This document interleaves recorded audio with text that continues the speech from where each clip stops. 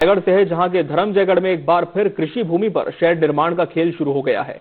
रातों रात बन रहे किसानों की कृषि भूमि पर कहीं ऑलवेस्टर और पाइप के शेड तो कहीं ईंट की दीवारें उठाई जा रही है।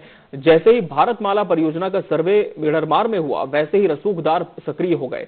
आपको बता दें कि यदि निर्माण हो रही जमीन अधिग्रहित होती है तो इससे शासन को बहुत ज्यादा नुकसान होगा, क्योंकि सर्वे के बाद इस भूमि पर लगातार निर्माण काम हो रहे हैं।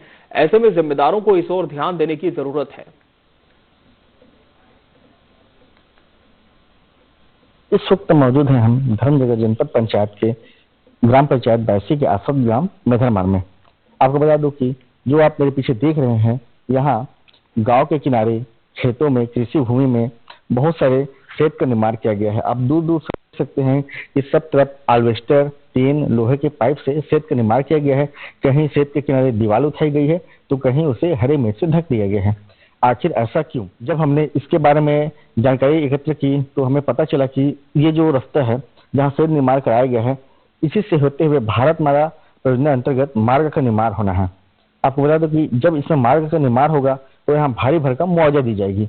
इसी मुआवजा के लालच में ग्रामीणों द्वारा शेड का निर्माण किया गया है। लेकिन आपको बता दूं कि जो शेड का निर्माण किया गया है, ना तो वो भूमि डायवर्सन है, ये कृषि उपयोग भूमि है। इन्हें बिना डायवर्सन के किस उद्देश्य से बनाया गया है वो तो वही बता सकते हैं। वहीं आपको बता दें कि हाल ही में बजरमुरा तमनार का एक केस आया था जिसमें मुआवजा का खेल खेला गया था। उसी तरह पे यहाँ भी कहीं मुआवजा का खेल ना खेला जाए, इस चक्कर में इसे बनाया तो नहीं गया। ऐसे में सवाल यह होता है, क्या जिम्मेदार अधिकारी एक बार भी आकर के नहीं देख रहे हैं कि जहाँ से सर्वे हुआ है वहाँ इतने सारे शेड का निर्माण कराया गया है। इससे तो यह है कि शासन के पैसा का बंदरबात होगा।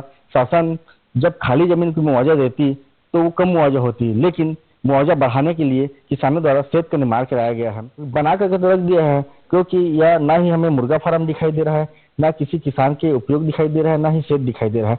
अब देखना है कि आगे इसमें क्या कार्रवाई होती है। मैं नीरज, स्वास्थ्य 24 रायगढ़।